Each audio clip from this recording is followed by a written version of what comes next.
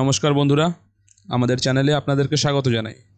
যারা চ্যানেলটিকে প্রথমবার দেখছেন তারা অবশ্যই চ্যানেলটি সাবস্ক্রাইব করে নেবেন এবং বেল আইকনটি দাবিয়ে দেবেন, যাতে চ্যানেলে দেওয়া সকল ভিডিওর প্রথম নোটিফিকেশান আপনাদের কাছে পৌঁছে যায়। তো আজকে আমরা এই ভিডিওতে এসএসসির লাস্ট এবং কিছু গুরুত্বপূর্ণ আপডেটস নিয়ে কথা বলবো। যেমন আমাদের ফর্ম ফিল আপের যে এডিট উইন্ডো ছিল সেটা এসেছিল এবং রীতিমতো টাইম পার হয়ে গেছে, অনেক এডিট অপশান এসেছিল। তো সবাই আশা করি এডিট করে নিয়েছেন। তো এরপরেও অনেকের কিছু কিছু ভুল এখনও থেকে গেছে। তো এটা নিয়ে আমাদের তরফ থেকে এসএসসির কমিশনে যোগাযোগ করা হয়েছিল। আমরা গিয়েছিলাম এসএসসি কমিশনে, কালকে গিয়েছিলাম। তো কিছু কিছু ইনফরমেশানস ওখান থেকে আমরা জোগাড় করতে সক্ষম হয়েছি। তো সেইগুলোই আপনাদের সামনে আজকে শেয়ার করব।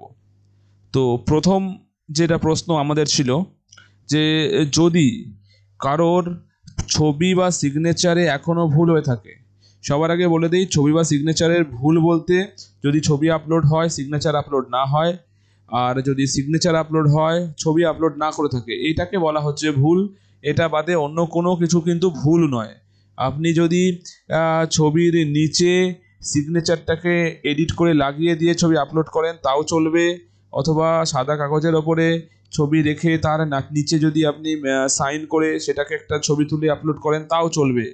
ছবির ব্যাকগ্রাউন্ড ডাজ নট ম্যাটার, সাদা হোক, নীল হোক, লাল হোক, যে কোনো রঙের হোক, কোনো ব্যাপার নয়, ওটা কোনো ইস্যু নেই, ওতে কোনো অসুবিধা হবে না। আপলোড হলেই যদি ছবি স্পষ্ট দেখা যায়, সিগনেচার স্পষ্ট দেখা যায়, তাহলেই ভ্যালিড, কোনো অসুবিধা হবে না।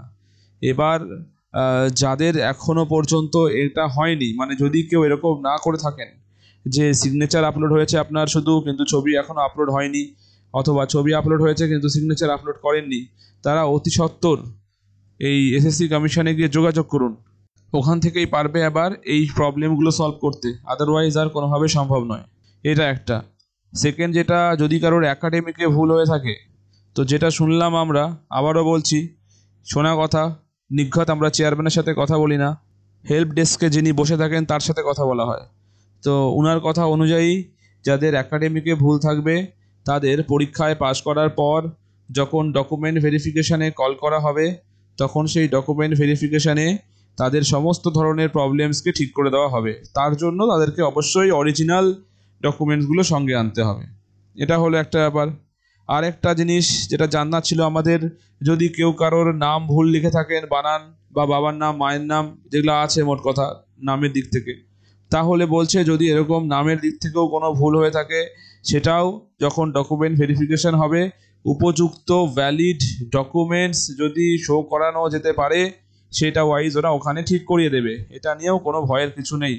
ফর্ম ক্যান্সেল এত সহজে হবে না, এটা নিয়ে চিন্তার কিচ্ছু নেই। তো আজকে এইটুকু ছিল সামান্য একটি আপডেট। ভিডিওটি ভালো লাগলে অবশ্যই একটি লাইক করবেন এবং চ্যানেলটিকে সাবস্ক্রাইব করবেন। ধন্যবাদ।